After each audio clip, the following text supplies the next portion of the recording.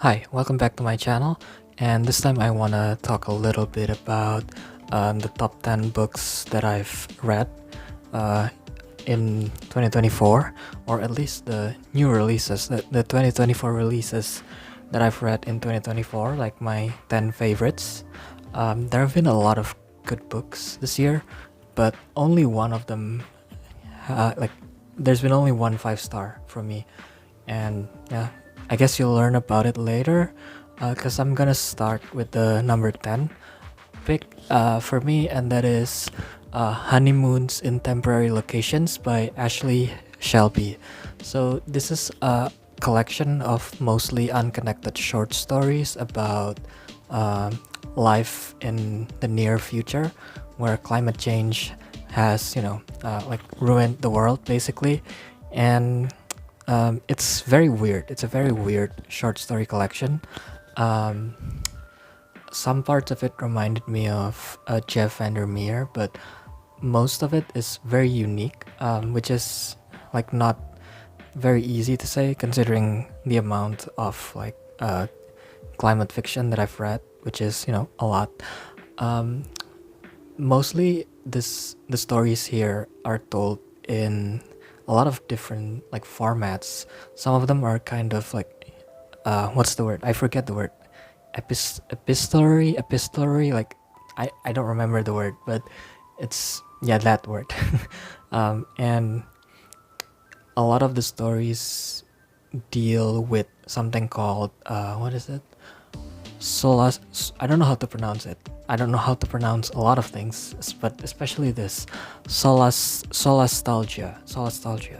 It's a real thing. It's basically a form of grief that people experience about the changes in the environments around them, and the stories mostly deal with how people are affected by it.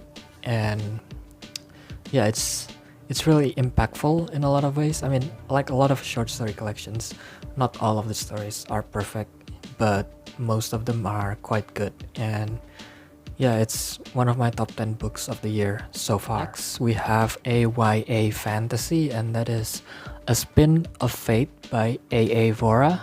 So this is basically set in a world with different realms where and where you are on those realms depends on how good of a person you are. The better the person, the higher the realm, and the better the life basically. And one of the main characters is someone who ascended to a higher realm, but she wants to go back to descend to the lower realm because her mother was left behind when she ascended. And basically, in order to do that, she has to like infiltrate this like secret organization full of badasses, and that's basically the basic premise. There are three main characters, and yeah, I really like this. A lot of this book reminded me of Brandon Sanderson, for better and for worse. Like the magic system is a hard magic system that really reminded me of how thorough Brandon Sanderson can be in terms of the world building and especially the magic. And like at the same time, a lot of the characters can be a bit shallow. Like as a whole, they're not actually shallow, but the way the characters are portrayed like within the actual story feels shallow sometimes. Like their motivations are very clearly stated, it's not subtle at all, the way Brandon Sanderson can be at his worst, but this is even more so.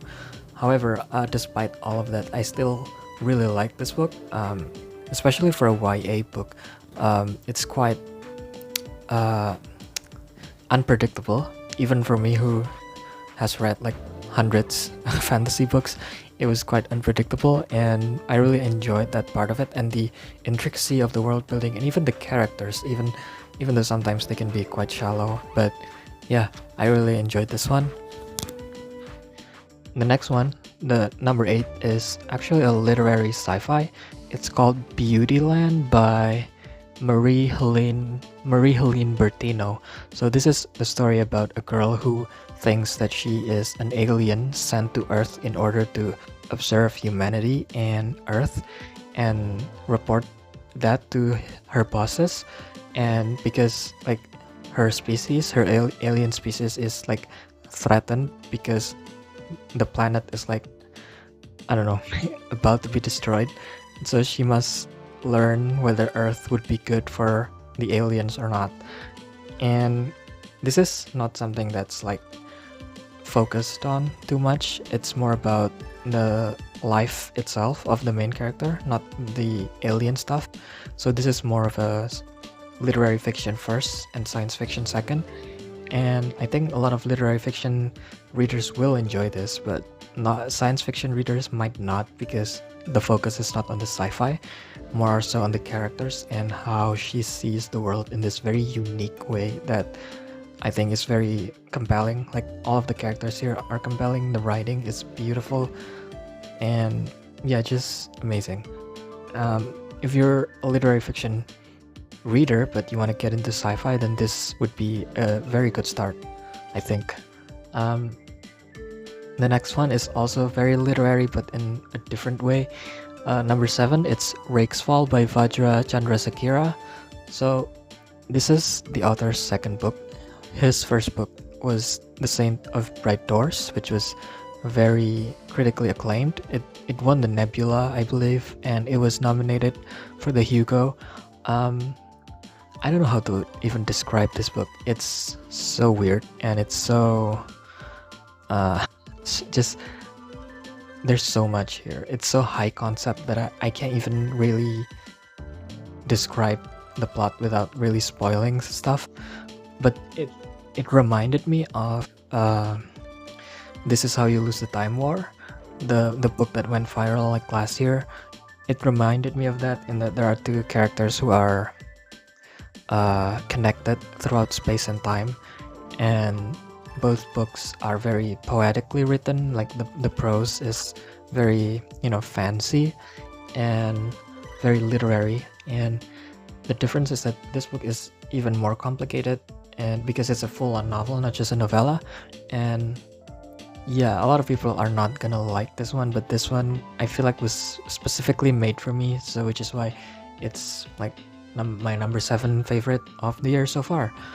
It's not perfect. Like most of these books, most of these books are not perfect, I think, even for me, but there are definitely some of the best that I've read. Number 6, I actually read last year as an arc from Nat Galley, and that is Floating Hotel by Grace Curtis. So this is about a luxury hotel floating in space and the various people who either stay or work there. Everyone has their own like secrets or mysteries, and like the joy of reading this book is figuring out how everything fits together. It's cozy mystery sci-fi, I guess. Like Becky Chambers, but with more plot and stakes, because there are mysteries that need to be solved. And since the hotel is in its decline, some of the characters can't, like can't really let it go, and that's like the main conflict, I guess. It's structured a bit like a short story collection, because each of the chapter, almost all of the chapters are from different point of views, and yeah, making the story just, it never felt boring. It never felt like um, too slow paced the way some cozy stories can be. But yeah, this was just really good, and I need to read the writer's other book, which sounded also interesting. But yeah, this one was really good. Okay, now we are on the top half of the list. Number 5 is actually Adrian Tchaikovsky's Surface Model. So this is like the combination of Murderbot and Kazuo Ishiguro's Butler book. Oh my god, I can't remember the title. Uh, the Remains of the Day, I think. But instead of realizing that his boss wasn't the best person, like in the Ishiguro book, the main character here is realizing that the world around him is maybe dying. Maybe like the world doesn't need a robot butler anymore. and doesn't need his services anymore. And this is about how he deals with it. It's funny. The narration is so hilarious. Like the prose is just amazing, not like in a literary or like epic way. It's just really funny. And um like there are not a lot of, um there are not a lot of moments where I felt bored by this book, even though it should have been boring because the plot itself is very, thin. Like there is plot, but it's not very plot driven basically. But the narration and the characters are enough to basically keep me very interested in this book. It's even though it's funny, it's also kind of poignant, yeah, in a lot of different points. It's very philosophical and political, which I think Tchaikovsky does really well pretty much all the time from what I've read, and this is no exception. And number 4, it's Robert Jackson Bennett's The Tainted Cup. So this is a fantasy mystery from the point of view of like the assistant to a legendary like detective, and they're investigating a death where someone got murdered by using a plant that grew inside him. And this book is perfect for both fantasy readers trying to get into more mystery stories and also mystery readers who are trying to get into fantasy.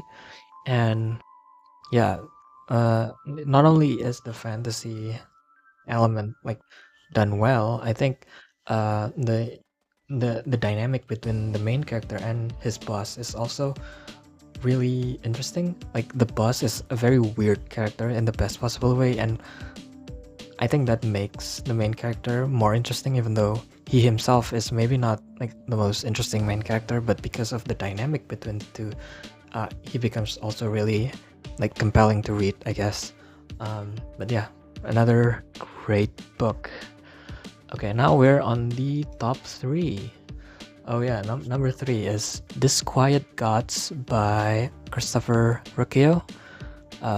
Space opera, epic fantasy, epic sci-fi, whatever you want to call this. Like there have been a lot of genres that people have called this, from epic sci-fi or space opera, whatever.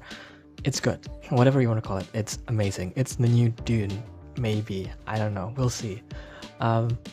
It's the 6th and penultimate book of the Sun Eater series. It might not be my favorite of the series. I think that would either be Demon in White or Ashes of Man. There are a lot of like flaws here that those two books didn't have. Like for example, I think the prose can be a bit repetitive in a way that the other books just were not.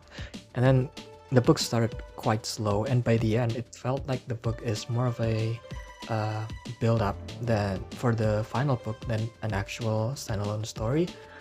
But even with all of those issues, it also had all of the good things that the other books in the series had, like the characters, the world building, the plot, like it's just amazing. It's so unpredictable. The characters are so epic and compelling, and just it's worth the hype. Like I'm glad a lot of people are noticing this series more recently. So yeah. And number 2, it's actually a romantasy. Wow, I couldn't believe it, but it was my second favorite book of the year, and that is John Wiswell's Someone You Can Build a Nest In. So this is sapphic or like lesbian romantasy about a monster falling in love with a human woman. It is a debut novel, but it didn't feel like it. It's very polished. The romance is very compelling, more compelling than other romantasies that I've tried to read. And on top of that, the fantasy and horror elements are well done, like very well done. Like the book managed to balance all of those genres really well, which again is very impressive considering this is a debut novel. And yeah, unlike a lot of other romantasies where the fantasy aspect is very weak, this one didn't suffer from that problem, and just the romance is amazing. And I'm not really a romance reader, but yeah, this romantasy really blew me away in the best possible ways. And finally, number 1, it's actually another Tchaikovsky. It's Alien Clay. It's my only 5-star read of the year so far. It's about a scientist who is sent to a hostile alien planet to basically work to be enslaved because he spoke against the authoritarian government. It reminded me of the show Scavenger's Reign. I've said it multiple times in this channel, but yeah, it reminded me of that show in the best possible ways. Tchaikovsky at his best, I think, is when he does like a lot of political and philosophical stuff combined with the scientific stuff, and I think this book is like an example of that. Another example of that would be Children of Time, which is one of my favorite sci-fi books ever. And this, I don't know if this book is quite at that level, but it's definitely my favorite book of the year so far. The world building is very creative and interesting. The characters are also like very compelling. Like there's also a non-binary side character, which, you know, always good.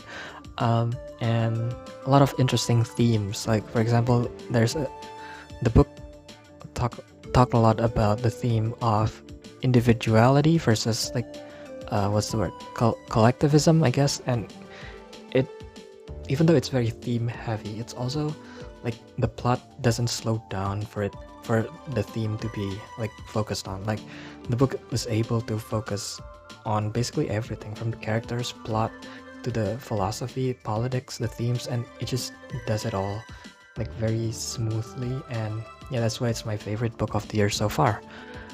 And yeah, those are my top 10 favorites. Let me know what you think about those books, if you've read any of them. And as always, if you enjoyed the video, feel free to like and subscribe as always. Thank you.